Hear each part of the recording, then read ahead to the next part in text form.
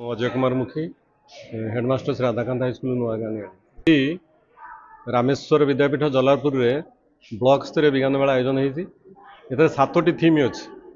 सातोटी theme रे विभिन्न प्रकार स्कूल विद्यालय आम विभिन्न थीम नहीं सब थीम नहीं पिला माने आमती food hygiene, waste material management, mathematics formula, science and technology, electronics ये सब जिनस पे विभिन्न प्रोजेक्ट विभिन्न स्कूल आनी द्वारा देखा जाए पिला माने कुनी वैज्ञानिक से क्रिएटिविटी बढ़िया एवं से चेष्टा कर निजर बेस्ट देवाई एवं छोटे पिला माने बहुत बढ़िया प्रयास कर भविष्य में से प्रयास जड़े वैज्ञानिक कर सन्देह ना।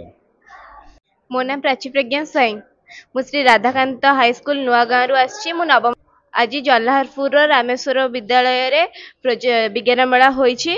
मु आनी हेल्थ एंड हाइजीनिक रो प्रोजेक्ट। एटी नीलमणि रु पिला आछंती, नियाली हाई स्कूल रो आछंती, पोखरी गाँव रो आछंती, अन्य अन्य स्कूल रो मध्ये आछंती। आउ हेल्थ ऊपर किछि पिला प्रोजेक्ट आनिछंती, किछि मैथमेटिक्स ऊपर प्रोजेक्ट आनिछंती। मोर प्रोजेक्ट होछि हेल्थ एंड हाइजीनिक। आजिकल पिला माने चाहूछंती आम पार्टी को रुचिकर लगुवा खाद्यटी आमे खाइबा जेमिति कि फास्ट फूड, किंतु से माने बुझुना फास्ट फूड खाइले अवश्य आम पार्टी की सेटा भल लागिबो, किंतु आम स्वास्थ्य प्रति ताहा हितकर नुहे। फास्ट फूड खाइबा द्वारा आजिकल अल्प बयसर पिला माने मोटा हो जाउछंती एवं तेमानकर ओजन अल्प बयस रु बढ़ी जाउची, किंतु फल, ड्राई फ्रूट्स, पनीपरिबा खाइले आम शरीर भल रहिबो, आमर पाठ पढ़ा रे मन लागिबो, आमे कार्य करने को सक्षम होगा। मु जो प्रोजेक्ट आनी से मु बुझे देबाकू चाहूली कि समाज रे आमे फल पनीपरिबा खाइबा एवं गोटे भल मनीष होबाकू चाहिए आमको तो सुस्थ रहिबाकू पड़िबो ना, सेथिपई आमको सुस्थ रहिबारे सहाय्य करिबा फल पनीपरिबा। आमे सकाळु उठी गजमुग गजबुट खाइबा। फास्ट फूड खाइले आमर किछि सहाय्य करिबनी बरं क्षति हबो।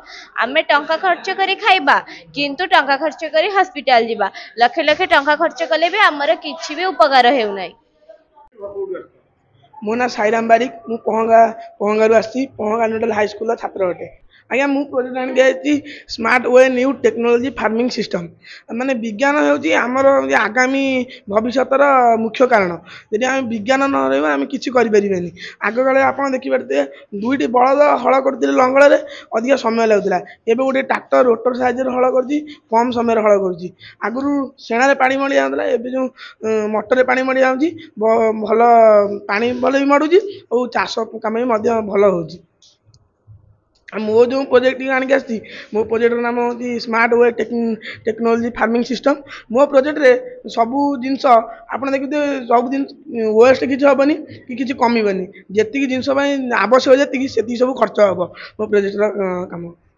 प्रोजेक्ट गुरा कले गोटे किसी जिनस बाहर छात्र छात्री मैंने से कले वैज्ञानिक मैंने बाहर कर जिनस गुरा कार्यकारी करेंगे। नियाली ब्लॉक एबीओ हिरणमय मिश्र। आमर नियाली ब्लॉक आज साइंस एग्जिबिशन होता जलारपुर हाई स्कूल तार आयोजन करा जायतिला। कारण जलारपुर हाई स्कूल आमर बहुत बड़ हाई स्कूल आ तार कैंपस बड़ भल रूम फैसिलिटी सब सुविधा अच्छी, तेणु प्रोजेक्ट आमर से 150 प्रोजेक्ट नियाली ब्लॉक रु आसला, से सब सजा जाइतिला। आउ 7टा सब थीम उपरे आमे 7 जन फास्ट पिला सिलेक्ट करिचु, डिस्ट्रिक्ट को पठेइबु। आ बहुत भल भल प्रोजेक्ट सब आमर आसीथिला। जो तार ब्लॉक आमर नियाली ब्लॉक 14टा क्लस्टर रु 150 प्रोजेक्ट आसथिला। ता भितरु आमे 7टा सब थीम उपरे 7टा फास्ट प्रोजेक्ट को सिलेक्ट करिचु डिस्ट्रिक्ट को पठाया पाई। वर्ष आमर बहुत भल भल इनोवेटिव आइडिया नहीं साइंस प्रोजेक्ट पिला माने आनिथिले। आउ आमर बहुत भल भल प्रोजेक्ट सब सिलेक्ट होईची। आमे आशा करूछु से सब प्रोजेक्ट मध्य डिस्ट्रिक्ट लेवल सिलेक्ट होईकी स्टेट लेवल को जीवो। आउ माने आमर पिला माने भल पार्टिसिपेट करथिले।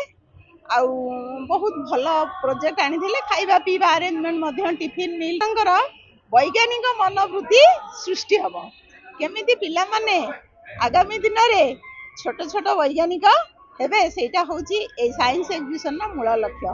ଆମର ଯେଉଁ ସେମିନାର ହେଇଥିଲା, ସାଇନ୍ସ କୁଇଜ୍ ହେଇଥିଲା, ସାଇନ୍ସ କଂଗ୍ରେସ ହେଇଥିଲା, ସେ ସବୁ ଭିତରେ ଏଇ ସାଇନ୍ସ ଡ୍ରାମା ମଧ୍ୟ କରାହେଇଥିଲା। ଆଉ ତା ଭିତରେ ଆଜି ଆମର ସାଇନ୍ସ ଏକ୍ଜିବିସନ ଚାଲିଥିଲା। ବହୁତ ଭଲ ପିଲାମାନେ ପାର୍ଟିସିପେଟ୍ କରିଥିଲେ, ଇନୋଭେଟିଭ୍ ପ୍ରୋଜେକ୍ଟ ସବୁ ଆଣିଥିଲେ।